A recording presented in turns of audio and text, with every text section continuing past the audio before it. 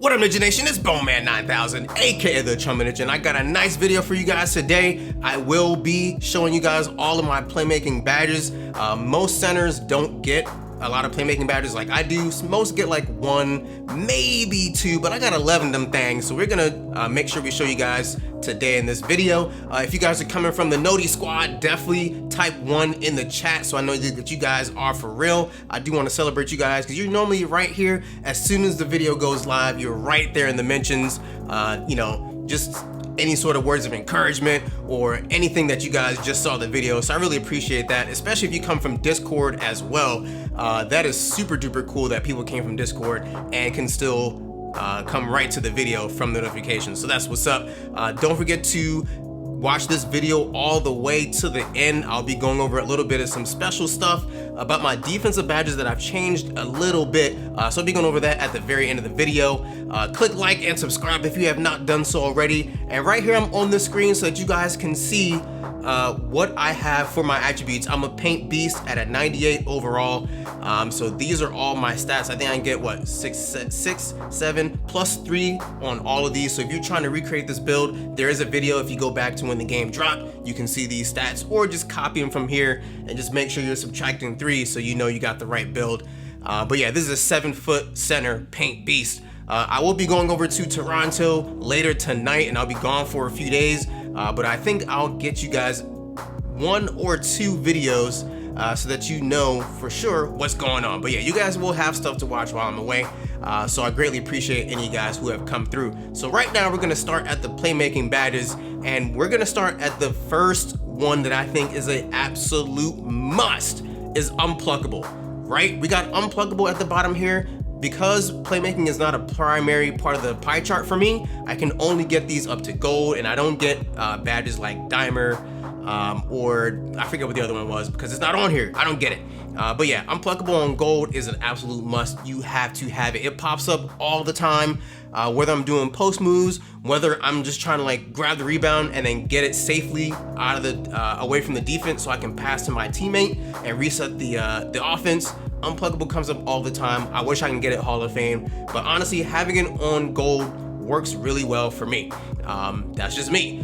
The next one, first off, we do need to read what it says here. Reduces the chances of getting stripped by the defender. Yes. While we go here is Unpluggable. When performing dribble moves, defenders have a tougher time poking the ball free with their steal attempts. So when you're trying to get it over to your point guard so you can reset the offense, you do have to take a dribble, don't you? Or obviously when you're going up, you're getting into your post moves, you still have to dribble the ball so that you keep your dribble alive. So yes, that's good. The next thing that you absolutely must have is Break Starter. Break Starter on gold, like I said, all these will go to gold as a max for me. I can't have any more. Improves a player's ability to make effective outlet passes after grabbing a rebound. So I've noticed they have done some tuning to the game because earlier on, I had this on bronze and that was more than enough. Like bronze felt great. I only got like maybe 1 to 2 turnovers per game from hitting R1, L1 real quick after the defensive rebound. But lately, I've had it on silver because bronze is just not enough. You get like 5 or 6 turnovers, and in a rec game, 5 or 6 turnovers could lose you the game. So you definitely don't want to do that. So I had it on silver and I was like, okay, cool. And I was in like the 3 to 4 turnover range, which is like not bad, but you want to be able to do more than that. Like if you can get a badge up to gold and you can see its worth every time you increase it, you can tell that it's doing better for you. You should increase that more if you can afford it. With 11 playmaking badges, I can afford it. I just took something off and had that go to gold. So now what I noticed when I have it on gold, the past like week or so, you absolutely, if you can get it on gold, you need to have it. When you do outlet the ball, what you'll notice is that while bronze will throw the ball out of bounds pretty often, silver won't really throw the ball out of bounds that much, but what you'll notice is that the recipient of the pass won't have a easy time catching it. Like they'll slow down, or they'll have to jump in the air, which will slow them down to catch the ball, or they'll stick their arm out and like barely get it, but they'll still hold on to it, but sometimes they're not able to continue on and head straight to the basket. They have to pass it out, which might stop your fast break. When I had it on gold, almost every single time I throw it down, they're catching it in stride, heading right to the basket. They don't feel the need that they have to pass or that they have to stop and hold L2 to protect their dribble. They're able to continue straight away from my pass, and I get a lot of assists that way, having gold break starter. So having gold break starter is definitely a must have. So that's good to have for us. Moving on to the next one. Oh, first off, we do need to zoom in a little bit and see what this says. After grabbing a defensive board, deep outlet passes made up the court are more accurate. Passes must be made quickly following a defensive rebound. I have noticed that it doesn't have to be that quick right after. Like, it doesn't have to be like snag the rebound, R1, L1. Like, it doesn't have to be that fast. Like, I've come down with it. Like, I've hit triangle to get the board. Well, first off, you need to be boxing out. If you're not boxing out, you're doing rebounds completely wrong. So definitely hold L2, jockey for position, so that you can be in front of your opponent while going up for the rebound, and just hold L2 the whole time. Keep holding L2, press triangle to go for the board. Once you get it, I've had plenty of times where I've come down with it with 2 feet. My player has turned around to face up court, and then I hit R1, L1, and it still works. Or I've hit the box out, hit triangle or Y on Xbox, and have my player turn around and then hit R1, and whoever I thought was the best recipient for the pass, it still comes up. Break starters is one of those badges that does work really well. It's worth having it as high as you can. Maybe not on Hall of Fame if you can get it. You're not gonna be able to get it on a big man on Hall of Fame anyway, but having it gold is great. And notice that I did say coming down with 2 feet and then waiting for you to turn around. Like, you don't have to wait for your player to turn around before you throw it, but I have noticed if you don't turn around, sometimes the pass will get stolen by somebody who's like lingering nearby, who also happened to go up for the rebound but didn't quite get it. If they're standing near you, the thing about not turning around first is that you don't know what the opponent's gonna do. You don't know where they're gonna be. You're focused on trying to get the board. You notice you have them boxed out. That's all I'm worried about. They're boxed out. They're not gonna get the rebound. I am. But you'll notice that your player might do some weird, what looks like a flashy pass animation, or he'll throw it over his shoulder, he'll throw it underneath one arm, and like the pass will still make it out there, but it might get stolen, it might get tipped, or it may not just be as accurate where the recipient can go right to the basket straight up and you get the assist. So definitely, if you have the time, come down with 2 feet on the floor, turn around, and then throw the pass. It works every time. Maybe I had like 1 or 2 turnovers, and there's just unexplainable turnovers. Whatever, 1 to 2 turnovers a game, that's excellent if I'm throwing the ball every single time I get it. So we're gonna move on to the next one that I have down, which is post spin technician. Improves the ability of a post spin or drive to work effectively. So it is important that I say spin or drive to work effectively. We'll zoom in a little bit here and read further. Attempting to do post spins or drives result in more effective moves and less of a chance to be stripped.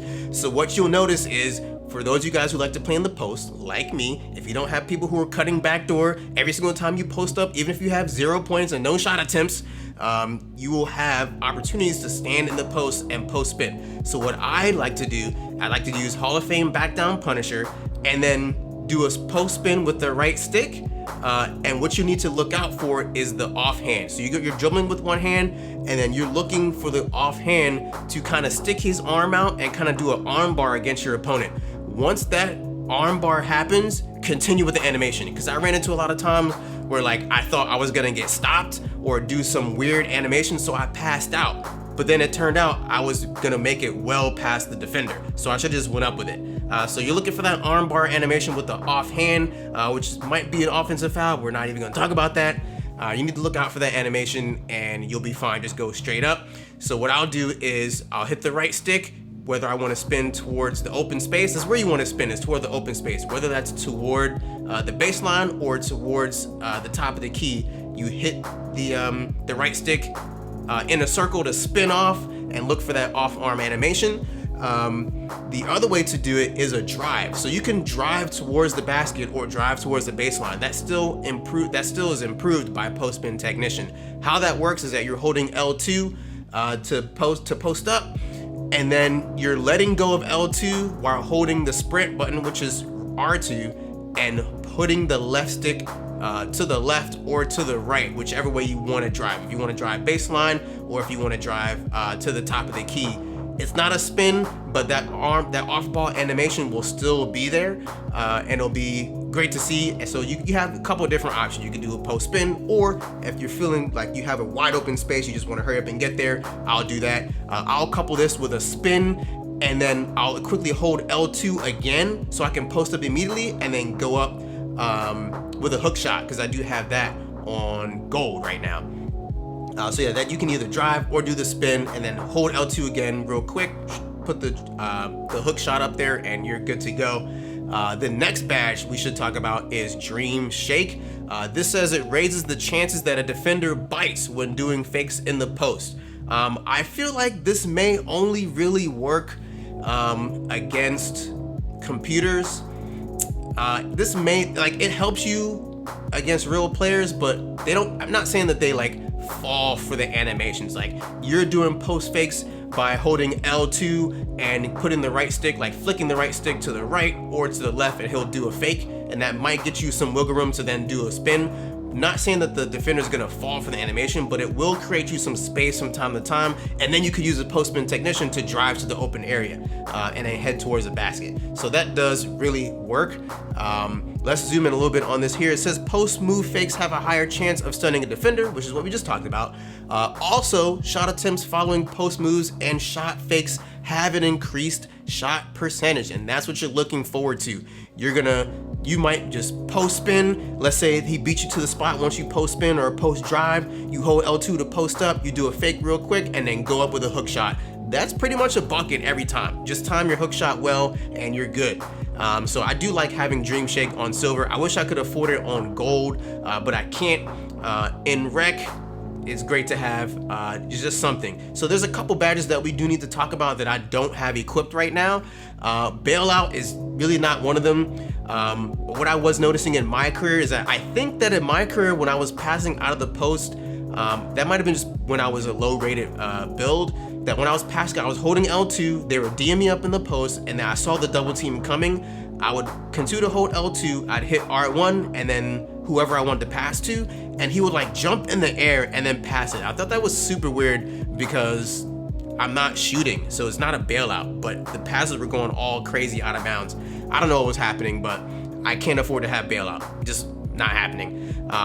Flashy passer would be cool while you're having fun. Let's say you're up 15 plus or up 20 plus on the rec, and you want to start hitting flashy passes as a big man. Like, it's honestly not worth it.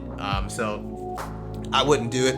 Lob City Passer. This is a very interesting one. It says it improves the chances of completing a successful alley-oop pass.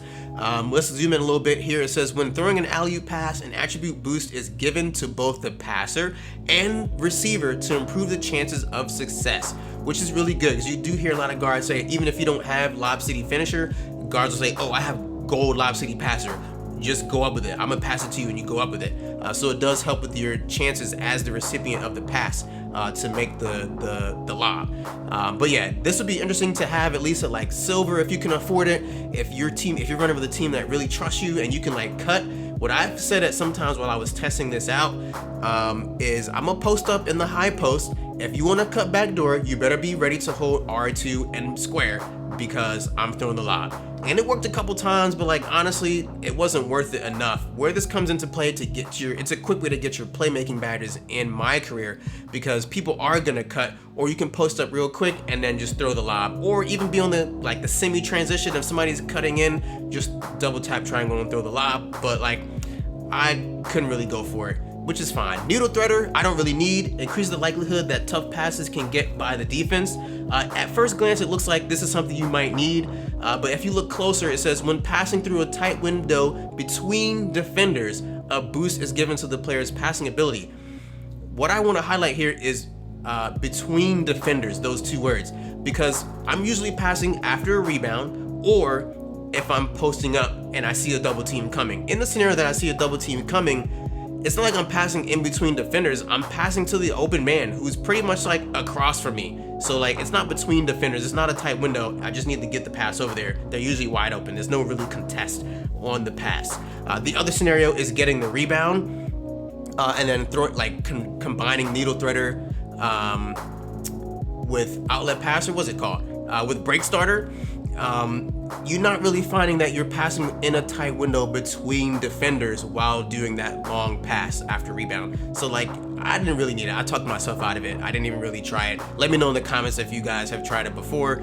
But yeah, pass fake maestro, increase the effectiveness of a pass fake. Like really, I don't need that. Pass fakes become quicker and tighter, making them more useful in baiting the defense. That's not something for a big man to have, honestly. You don't really need it. Like if I'm gonna pass fake, I'd rather just pass because I don't really have that high of a ball handling to be just holding on to it like that.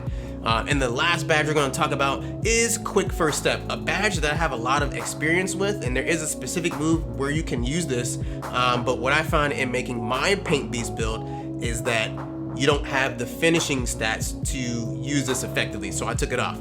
I did have it on gold for a long time. It does pop up a lot, so it is very useful. You can see it happening pretty much all the time, but it wasn't really that effective for me, so I took it off. It says provides more explosive first steps out of triple threat and size up, which is not actually true. This will pop up pretty much anytime you catch the ball and you try to move. It doesn't matter whether you're already moving and you catch the ball or you're stopped and someone passes you the ball and then you start to run. Either way, it's gonna pop up.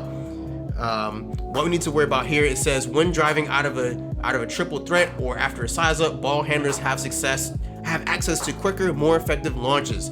I tried this a lot. I did ask Mike Wang on Twitter before the game came out, and I tried it out for myself. It doesn't really work. I thought I was gonna try to use it out of a post spin. It doesn't really work that way. So it wasn't that effective for me to put into my bag to try to score with it on my own. So that's why I took it off as well. So yeah, that's quick first step. There is a move you can use if you are backing down your opponent. You can hold L2 to post up, and then you let go of that and hit R2 and pull back on the right stick. You'll do like a hop step away from your defender, and then you could immediately press R2 and the left stick where you want to drive. So that'll count as a quick first step, but my guy's not quite fast enough. Like the move works effectively and you will still get the quick first step off, but it may not be as good. Like you don't really have the ball handling, I would say, to drive like that and not drop it, even with gold unpluggable. So like, it's a move that is cute to use if you're up big, like it may work. But what I find to have issue with is when I go up, because you end up going up with a driving layup after doing that when you drive back in, and I don't have a high driving layup stat.